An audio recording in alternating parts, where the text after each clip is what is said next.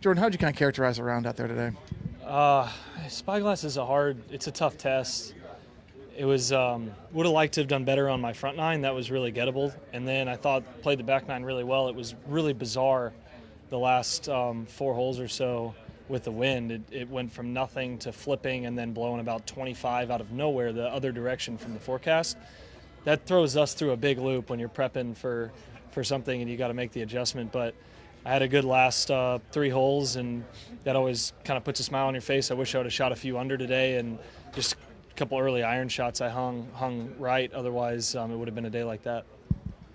Finishing under par, though, you feel like you haven't shot yourself out of the tournament, correct? Yeah, I don't think so on this golf course. But where it's forecasted to kind of pick up on Saturday and then Sunday, being on Pebble those days, you're really exposed. So that's tough. So it's a little bit of a tall task by the look, but obviously we have no idea what to expect with the forecast. So I know one thing: Monterey is typically the lowest scoring average, and I've got to try and get back into it tomorrow. What was the most difficult part when the wind kind of started to kick up and flip? I mean, the problem is you can't start it really far to the sides out here because it's so tree lined. So you've got to start it down, an alleyway, and try and turn it into what's a heavy, 15, 20 mile an hour wind. The ball just doesn't spin enough with a driver to do that. And so you're almost just kind of hoping that, it kind of drops down in the fairway. And it didn't do that for me the last 2. The wind caught them and moved them to the right, but I was able to squeak a couple pars. Another question? Just one here.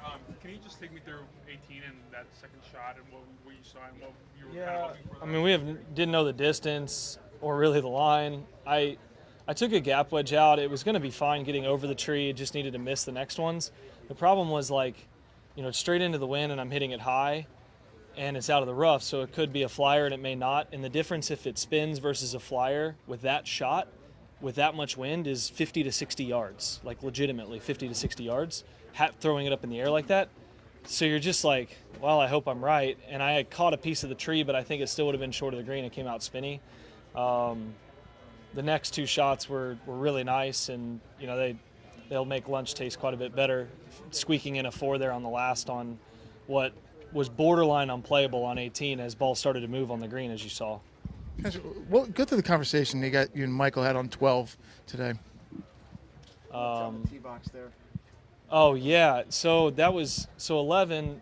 It's forecasted south all day, and 11 it was kind of weird. I thought on the line I hit my tee ball it would carry, and it didn't.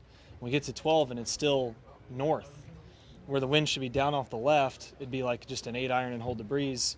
I'm like, I'm going to play the forecasted wind because that's what it's been all day, and that's what it does here. It doesn't flip here.